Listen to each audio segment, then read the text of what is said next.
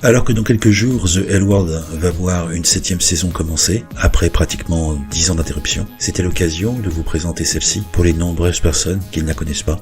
The L Word, ou Elle, est une série télévisée américaine de 70 épisodes sur un format d'1 heure. Celle-ci a été diffusée entre janvier 2004 et mars 2009 sur la chaîne américaine Showtime. Pour résumer, la série décrit les amours d'un groupe de femmes lesbiennes ou bisexuelles, ainsi que de personnages un peu moins interprétés au cinéma et à la télévision, dits transgenres. Tout ce petit monde vit dans le quartier du West Hollywood, à Los Angeles.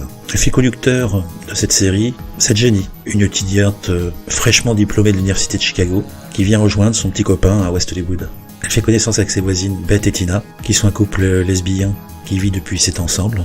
Et pour Jenny, ça va être une révélation. Elle va plonger dans cette communauté lesbienne qu'elle découvre et qui se trouvera être pour elle un terreau pour ses sentiments et sa profession d'écrivain, où elle trouvera l'inspiration de ses romans.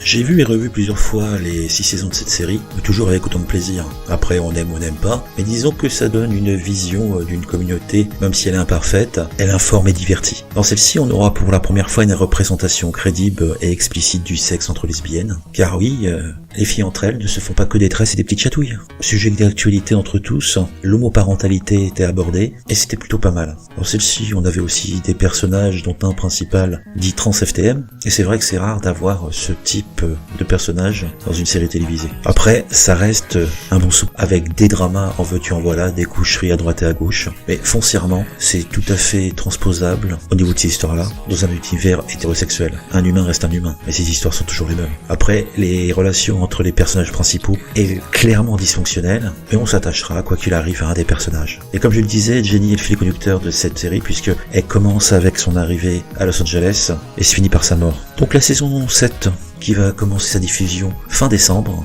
2018 et qui se composera de quelques épisodes, j'ai pas le nombre exactement, j'ai pas trouvé l'information, se composera d'au moins 3 personnages du casting original. Et on saura enfin qui c'est qui a trucidé Jenny. Si vous ne connaissez pas cette série, c'est peut-être l'occasion de vous plonger dedans. Elle a bien vieilli. Effectivement, vous n'allez pas retrouver vos iPhones, mais il y a quand même des téléphones portables, mais ils ne servaient qu'à téléphoner. Et vous verrez avec plaisir et bonheur des personnages qui consultent leur répondeur téléphonique. C'est rigolo. Je vous dis à bientôt pour une nouvelle présentation critique du Sérivore.